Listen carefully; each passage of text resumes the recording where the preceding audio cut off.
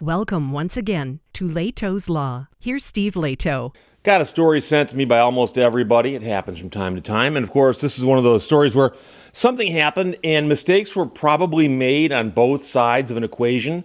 And the result is a bit over the top.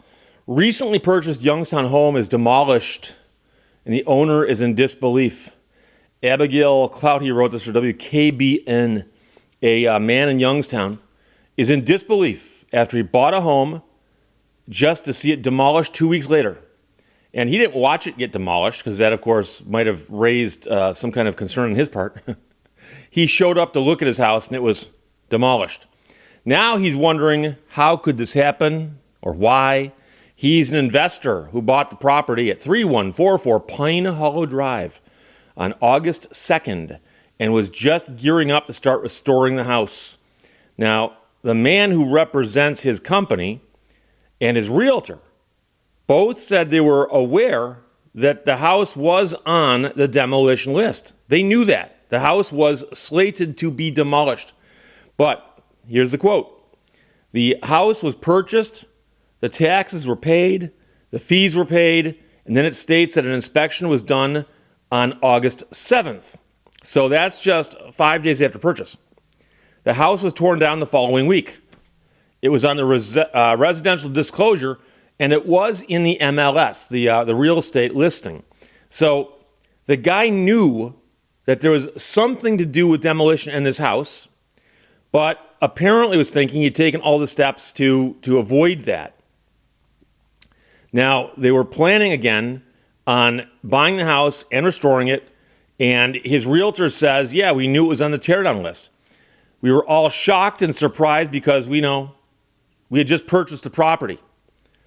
And so a listing on the code enforcement site for the town states that a notice was sent out on the 7th to tell someone the house was about to get torn down. Now, the man who bought the house says he didn't receive anything. And the city of Youngstown, their code says the property owner can file an appeal from the date of the notice. So if the guy had gotten the notice, he had time to file an appeal, but he didn't get the notice. He says, we haven't received anything by email, text, or letter from code enforcement or the city. Now, the city of Youngstown had condemned the house back in January. The city's code states a condemned home cannot be sold unless the owner makes the buyer aware and submits a notarized statement to the code official. So the seller is supposed to tell the buyer, by the way, the house is slated for demolition, and then they are supposed to submit something to the code official. And presumably that's to let the code official know that from now on, don't send notices to me, send notices over here. So here, the lawyer for the buyer says there's something amiss or somebody's not following up with something, so this doesn't happen continuously. The right hand needs to tell the left hand what they're doing because this is unacceptable, said the realtor who was involved in the purchase of the home. Meanwhile, the superintendent of the city's code enforcement department said multiple notices of demolition were sent to the previous owner. There's no way the city would even remotely know that the ownership took place 2 days ago. So this is all on the previous property owner and the real estate company that was selling it that did not disclose the information. And that is the superintendent of the city's code enforcement speaking. So now the owners say it's more than just trying to profit off of a home. They say it was about the history and a dream of revitalizing that home and part of that neighborhood. Not only did he lose the house, but he lost the history. And I think that's important for Youngstown and what he wants to do. The man who bought the home grew up in the area and is hoping to try to bring it back to how it used to be. And so he's not sure what his next steps would be because obviously he can rebuild on the property, but that's going to be different and more expensive probably than simply rehabbing what was there. And so the story is bizarre, but like I said, it appears that mistakes were made by more than one person. And keep in mind that a lot of things in this world, when somebody goes, what caused this? A lot of times there's more than one thing. And here, the seller is supposed to notify the buyer this house is on the demo list. Now, it looks like they did that, but the seller is also supposed to turn in a form to the city saying, ownership has changed. I am no longer the person to send notices to. Send the notices to the new guy, the buyer. The city's saying they never got such an affidavit. They said, without that, how would we know? And that's an interesting point, because presumably before they demo the house, they go and pull the property records, find out who has it, and it's probably done with the county level. At least I know it is in Michigan. Many places I'm familiar with, the property records are kept at the county level.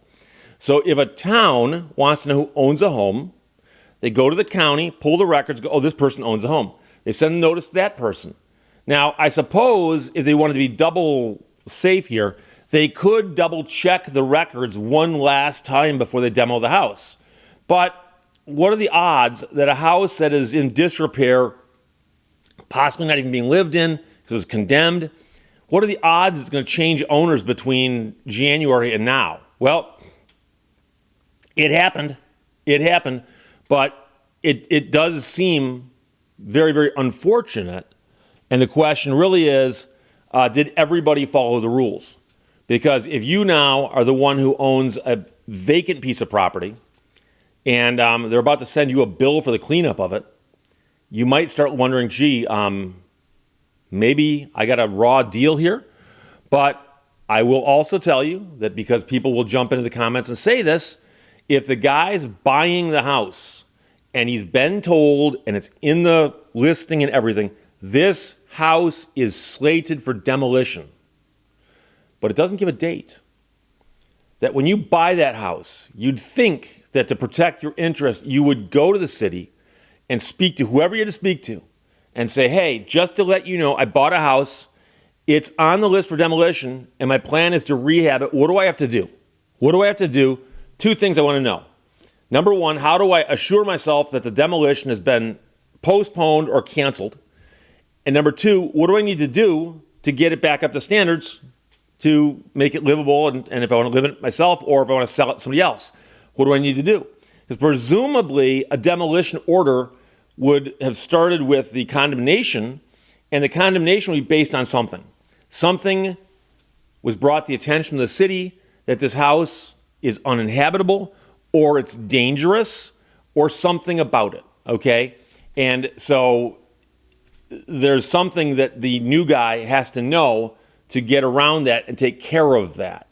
And so the weird part here is the timing of it, because apparently the guy purchased the house, paid a bunch of fees, and then 5 days later, the house is torn down. Now, it very well could be that he went in and did everything I just said. That's possible, that he may have gone in and spoken to people. But that's what we're getting at when somebody else says, well, it's, one hand not knowing what the other hand does. And, government is not always the most efficient. And there might be rules on books as to how they're supposed to behave.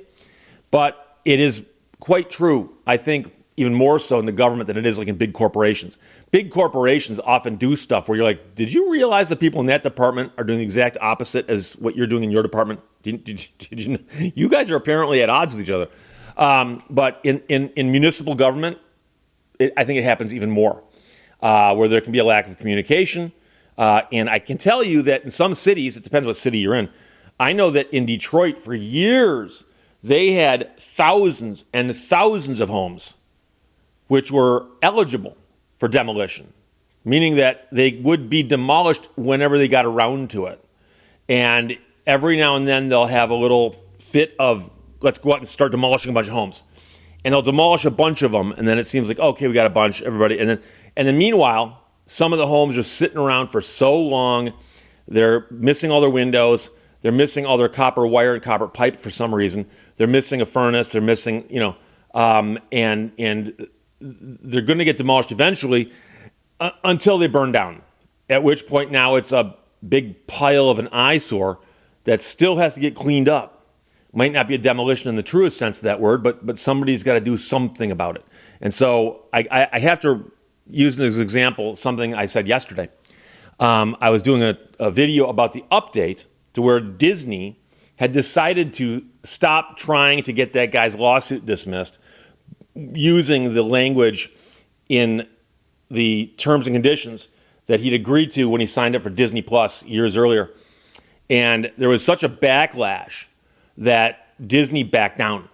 And I did a live update yesterday, and I said, in a lot of cases where the media gets involved, companies will back down because they're going to get bad PR. I said in the Disney case, yeah, obviously it was in the media. But the real thing that did it was the backlash. There was such a public outcry. People were angry. People were upset. And you'll see stories in the news where people go, that's not right. But they don't get outraged. And I said, I honestly think that more important than the media coverage was the public outrage. I think when Disney was sitting in their conference room, going through the internet and all the stuff that's out there, going, oh my gosh, people are angry. I think it was the public outrage more than simple media coverage that got that done. And I had some commenters go, Steve, the media did cover it. Somehow you missed that. Never said they didn't. What I said was that what really pushed it over the top was the media talking about it, but the public outrage that followed, okay? Obviously, the public wouldn't have found out about it without the media coverage, okay? And on some level, I'm part of the media. I understand that. But it was the outrage. So I'm simply using it as an example to point out that some things have more than one cause. Some causes might be more important than others. But here, what caused this guy's house to get torn down just a little while after he bought it? A bunch of mistakes, most likely. Wasn't probably just one mistake or one person. And it looks like the document that was supposed to get filed didn't get filed, indicating to the town there's a new owner. And the new owner, I'm wondering if he took all the steps he could have to go in and say, look, I bought the house. I'm planning on restoring it. What do I need to do? It's possible that all that happened. It's also possible that different people in different departments knew this stuff, and so the organization had the knowledge, but it was never centered in one place where everyone said, oh, there's a new owner. He's going to try to fix it up. We need to put a delay over here and send the order over here. So mistakes were made, plural. And I know I jokingly say it a lot where I say mistakes were made because a lot of times stories I'm talking about are after people make mistakes. Here, obviously, mistakes were made, but I think there are probably mistakes on both sides, or at least things that could have been done better, but we'll find out. I suspect lawsuits will get filed. So step one, mistakes were made. Step two, lawsuits are filed. There you go. Recently purchased Youngstown home is demolished and the owner's in disbelief. From WKBN, Abigail Cloudy wrote that. Questions or comments, put them below. Let's talk to you later. Bye-bye. Thank you for watching Lehto's Law. What you say about his company is what you say about society.